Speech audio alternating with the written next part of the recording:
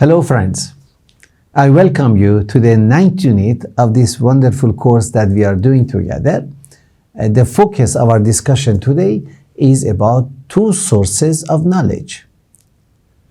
Before we start our discussion for today, let us have a quick recap of what we learned in the last session. As you remember, we discussed about the most outstanding features that distinguish man from animals.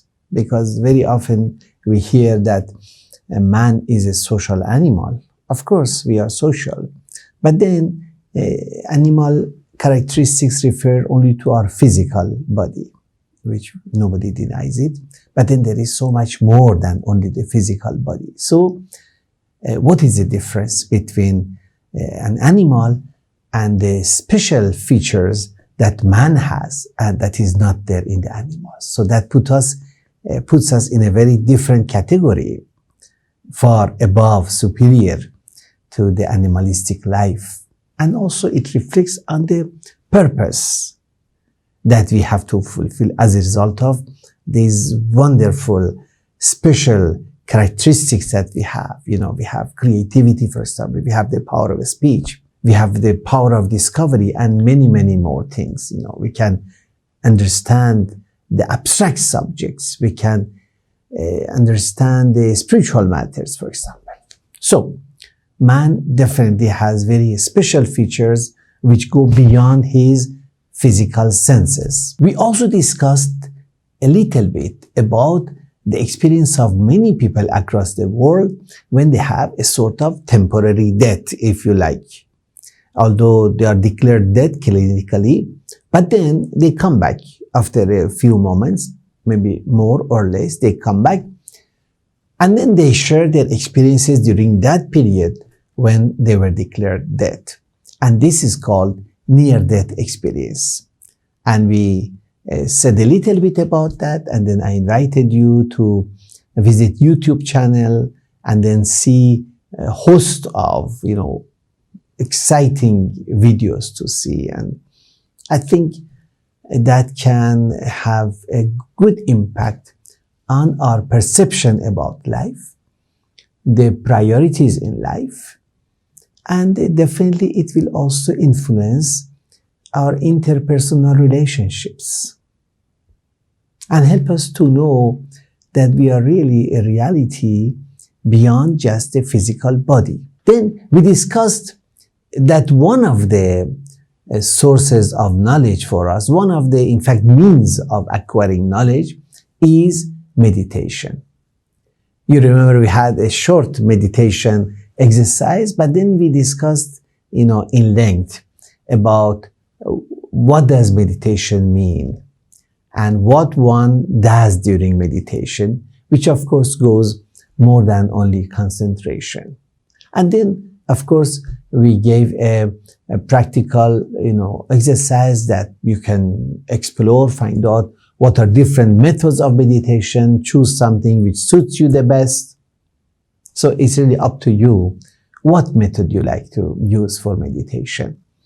And we also discussed other requirements of having successful meditation, including the time.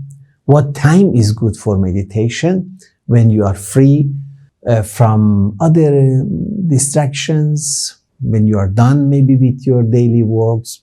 Some people prefer early morning, some people prefer late night. It's really up to you. Maybe midday, the time that you are free and you are able to meditate. And we said meditation is like the key to open the mysteries, the questions about which one knows nothing. Could be questions related to our own self, could be even scientific questions, could be social related questions, could be educational questions, could be, anything which is really bothering us.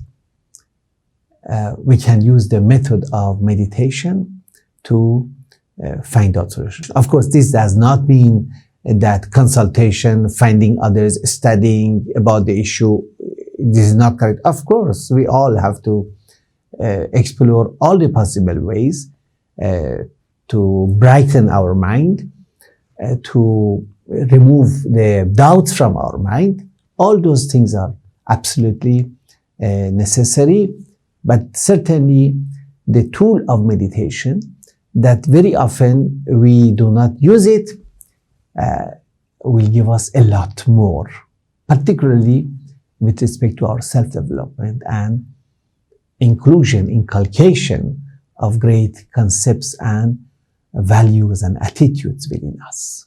Now, let us reflect about some of the points that we are going to discuss in today's session so that a context is created for today's session. The first question I'd like to put to you is that what have been the sources of knowledge that have always contributed to the advancement of civilization? And then the second question is, what have been the contributions of religion to development of mathematics, development of physics, of social progress, of medical sciences, and overall development of a human civilization, our civilization across the world. So when we speak of knowledge, our mind usually turns to science as its source. But science has been only the source of knowledge in humanities. Has it really been only one source? Throughout history, man has depended, in fact, on two sources of knowledge for his progress, not only science. Science and religion, both. That's interesting. These two sources have contributed in different ways to man's intellectual development, social development, moral development, and cultural development. Of course, we also need to really go to the root of definition of the concept of what is science and what is religion. So I like to say few words, a little explanation as per my little understanding, that science basically is to unravel. It is about the relationships that exist in the reality of things. Suppose the laws that govern the reality of things. So we talk about the laws of nature, for example. Interestingly, the theories come to the point of trying to prove those laws of nature or are inspired by laws of nature, and then we see how they apply to our life. So science is about the relationships which emanate from the realities of things.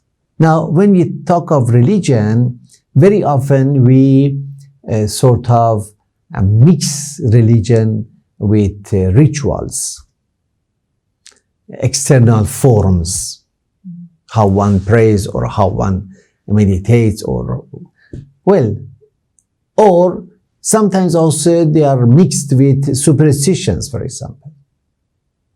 Maybe that's one reason why many youth today, they have abandoned places of worship. They don't go because we have mixed religion with superstitions, with sometimes blind beliefs, sometimes with only rituals, whereas the essence of religion is again, like science, it is again about essential relationships emanating from the realities of things. So the same definition that we use for science actually applies to religion also, because religion again is telling us the realities that can help us in our life. So when we look at that, from that perspective, we look at religion, we see that, okay, there is a lot that religion can also contribute to the development of humanity. So in the history, whenever religion and science have been able to work side by side in harmony, they have been able to produce maximum benefit to mankind. There has been time when the religionists or religious leaders have been in such a position of authority and power that they have overruled the findings and the thoughts of scientists of their time. So they have kind of, discommunicated them. And that is, of course, a dark period of ignorance. And today is just the opposite. Today, in the name of religion, we are kind of cutting, in the name of science, we are kind of cutting off religion from our life. We'll discuss about that a little later.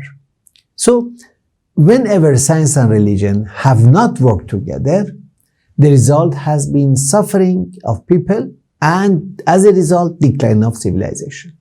So, let me put the first question to you, dear learners, that you consult with each other, with your learning partner, and then from the history, find examples to show the effect of interaction of science and religion and advancement or decline of civilization because of that.